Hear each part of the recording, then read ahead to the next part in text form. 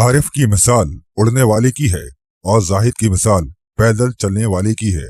کہا جاتا ہے کہ عارف کی آنکھ روتی ہے اور دل ہنستا ہے۔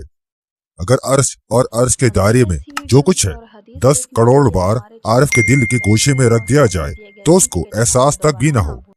بزرگ معمولی سی چیزوں پر ہی خدا سے راضی ہو گئے، لیکن میں نے راضی ہونے کے بجائے خود کو اس کی ذات پر قربان کر دیا اور مجھے اوصاف حاصل ہوئے۔ ایک رات صبح تک اپنے قلب کی جستجو کرتا رہا لیکن نہیں ملا، اور صبح کو یہ ندا غیبی آئی کہ تجھے دل سے کیا غرض، تو ہمارے سوا کسی کو تلاش نہ کر۔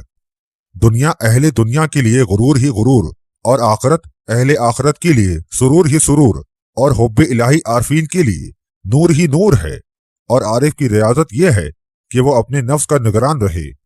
یاد رکھو، علم ایسے فرض سے سیکھو اور سنو جو علم سے معلوم تک اور خبر سے مغور تک پہنچ چکا ہو، اور جو شخص اعزاز دنیاوی کے لیے علم حاصل کرے اس کی صحبت سے کنارہ کش رہو، وہ اس لیے کہ اس کا علم خود اس کے لیے سود مند نہیں۔ خدا نے جن کے قلوب کو بار محبت اٹھانے کے لیے قابل تصور نہیں کیا، ان کو عبادت کی طرف لگا دیا، کیونکہ معرفت الہی کا بوجھ سوائے عارف کے اور کوئی برداشت نہیں کر سکتا۔ عارف اس شمع کی طرح ہے جو فانوس کے اندر سے ہر سمت اپنا نور پھیلاتی رہتی ہے، اور جس کو یہ مقام حاصل ہو گیا اس کو تاریکی کا خطرہ نہیں رہتا۔ کسی نے خواب میں دیکھ کر آپ سے سوال کیا، تصوف کا کیا مفہوم ہے؟ فرمایا کہ راحتوں کو چھوڑ کر مشقتیں برداشت کرنے کا نام تصوف ہے۔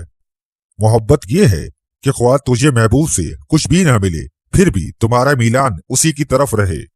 یہ تعویذ ہاتھ پر مس کر کے جس عورت کو بھی چھو لو گے وہ عورت تم پر فدا ہو جائے گی۔ شکر کے اندر شکر کرنے کا سبب پایا جاتا ہے، اس لیے کہ شاکر اپنے لیے اور عنایات کا طالب ہوتا ہے، لہٰذا شکر گزار در حقیقت اللہ کے ساتھ ہو کر اپنے ذات کے لیے حفظ حاصل کرنا چاہتا ہے۔ حال دل پر نزول کرتا ہے مگر ہمیشہ اس میں نہیں رہتا، اور یوں یہ بھی کہا گیا کہ حال ذکر خفی کو کہتے ہیں۔